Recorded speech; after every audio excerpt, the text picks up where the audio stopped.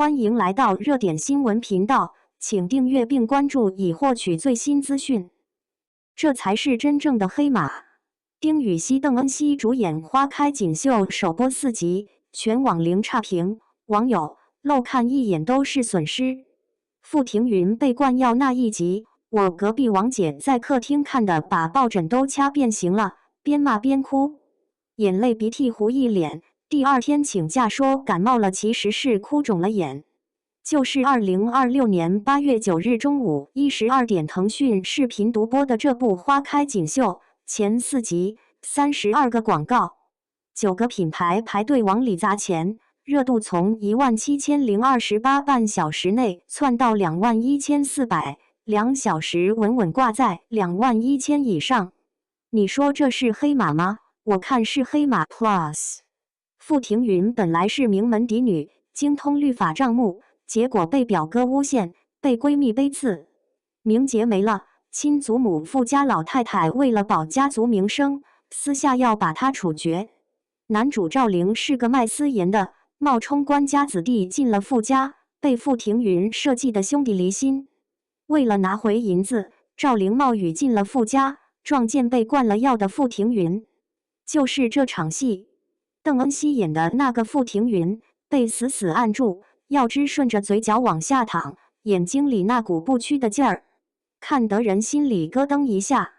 第4集，他为了活命吃泔水催吐自救，跟赵灵红白事擦肩而过，宣告重生。弹幕全是嗷嗷好看和哭到缺氧。开播1小时冲上猫眼全网热度榜首，豆瓣实时热门电视榜第1。微博话题阅读量破4.1亿，3榜同时登顶。这数据曲线在2026年的古偶市场里属于妥妥的头部启动速度。我跟你讲，这部剧的服化道是真的离谱，主要人物服装800多套，造型500多款。网友算过，一天换一套也得1年多才能换完。赵灵和傅庭云这是把整个明制衣橱都搬进剧组了。马面裙、袄裙纹样严格考究，低饱和古朴配色。有网友扒细节，邓恩熙一套女讲师的素蓝色衣服，盘扣都是玉兰造型。明制被子、笔甲、云间全按明宫使和孔府旧藏复刻，连傅庭云逃亡时裹的那条灰蓝缠织连纹披帛都是手工刻丝一寸一寸织出来的。傅庭云的造型变化特别有意思，一开始她是书香世家的闺秀，衣服全是浅米白柔粉淡杏这种低饱和柔色，标准的明制立领对金袄琵琶袖，面料是暗纹纱提花绫罗，纹样都是兰草海棠这种清雅小花。等她在西北站稳，成了独当一面的独立女性，衣服色调换成端庄的黄调暗调，发髻抬高了，金饰点翠多了，眉形变利落，唇色加深。少女的娇软没了，就是历经磨难之后沉静强大的样子。赵灵那边也一样，混江湖的时候大斗笠就是标志性物件，衣服都是深青灰蓝的粗染布，还特意做旧做出磨损感。去边关当武将，穿的是做旧的黑色皮甲定甲，明代风格的宽檐军盔，铠甲上的铆钉都清清楚楚，皮料还有磨损痕迹，不是那种崭新发亮的样板盔甲。剧组横跨山西、敦煌实地取景，山西那些留存下来的古宅院、高墙大院雕梁画栋，看着繁华锦绣，可重重院落围墙也困住无数闺中女子。剧组选这儿不只是拿古建筑当漂亮背景，更是借用古建本身的气质为故事赋能。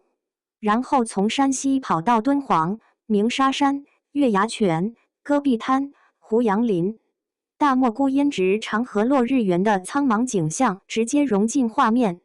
黄沙漫天，胡杨林金黄与沙漠交融的秋景，这种由真实地貌带来的氛围感，是棚内特效无法替代的。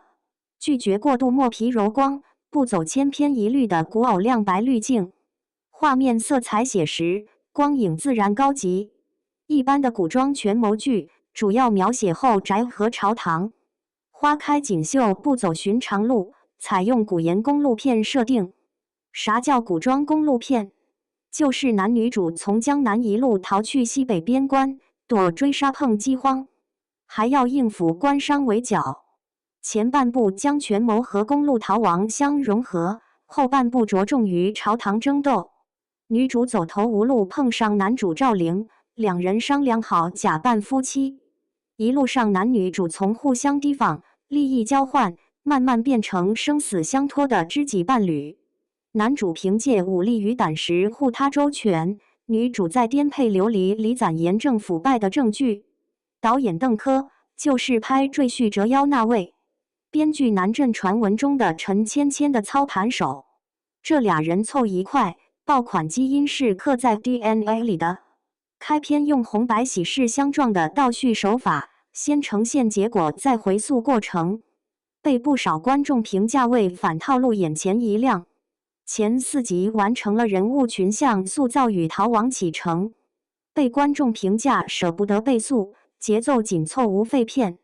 丁禹兮演的赵灵，表面桀骜不驯的私盐贩子，实则是蒙冤的将门遗孤，生活在社会最底层，隐忍腹黑，嘴硬心软。丁禹兮塑造的痞帅赵灵，既有底层小人物的粗粝感，又有江湖侠士的侠义之气。范思哲直接为代言人丁禹兮投广加3888座包场，丁禹兮粉丝自发云包场超30万座，总价值突破900万元。邓恩熙演的傅庭云，从落难千金蜕变为独立谋士，不少观众认为恩熙妹妹的演技进步巨大。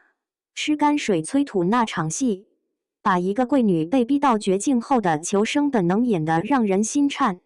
配角更狠，池鹏老师演的富家老太太，表面慈眉善目，内里自私冷漠，为了富家名声和仕途啥都干得出来，翻脸比翻书快。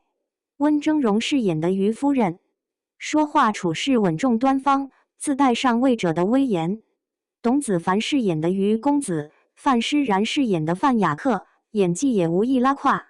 咱说点实在的，首播4集拿下9个品牌32个广告，单集最高9广，总时长328秒。39为泰首席赞助，同城、施乐夫、康师傅、范思哲、兰蔻、皮延平、美年达、启富、双晶全线入驻。这个招商体量创腾讯视频2026古装剧开局招商纪录。平台和品牌用真金白银提前买股，这份商业认可度比任何宣发文案都有说服力。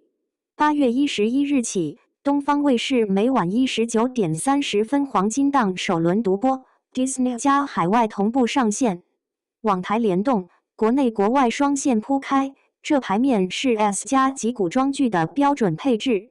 我必须得说句公道话，首播盛况不代表口碑稳了。开播前1日百度指数破万引发的注水争议，分成数据异常，有网友直指热度虚高，开局即巅峰。这个争议截至目前，片方和腾讯视频都还没公开说明，第三方数据机构也没发布权威审计，所以咱就标记为未证实，但确实是个客观存在的声音。原著粉那边也在嘀咕。有原著粉担心花开锦绣删减宅斗线，觉得剧集目前呈现的公路逃亡加权谋主线让宅斗篇幅被大幅压缩，怕是魔改。不过剧方还没回应，这事儿也不能等同于官方确认的魔改。也有观众反过来认为，剧集的反套路之处恰恰在于弱化深宅内斗，聚焦主角在逃亡中逆风翻盘的成长线，挺好。部分观众觉得男主造型滤镜偏厚，或者剧情前期压抑感过重。还有人指出，为什么只免1集，希望平台能够释放更多剧集。这些数据争议和细节瑕疵，跟电影及质感反套路剧情的好评形成了冰火两重天的舆论场。所以你看，这部剧首播热度21000加，4集32个广告。800套服装，500种造型。山西敦煌实景拍摄，邓科南镇搭档，丁禹兮、邓恩熙双强，各项硬指标都摆在那儿。可黑马这顶帽子到底是靠剧集本身的质量真做实的，还是靠 S 加级排播资源？99999份一日追剧卡，粉丝30万做云包场硬顶上去的虚火，这事儿吧，可能的等8月11日东方卫视上星之后的电视收视出来，看看能不能破圈到非粉丝观众群里，才有答案。话说回来，同样是首播热度破21000，同样是招商拉满，同样被宣发捧成黑马。去年前年那些开局即巅峰的剧，后来咋样了来着？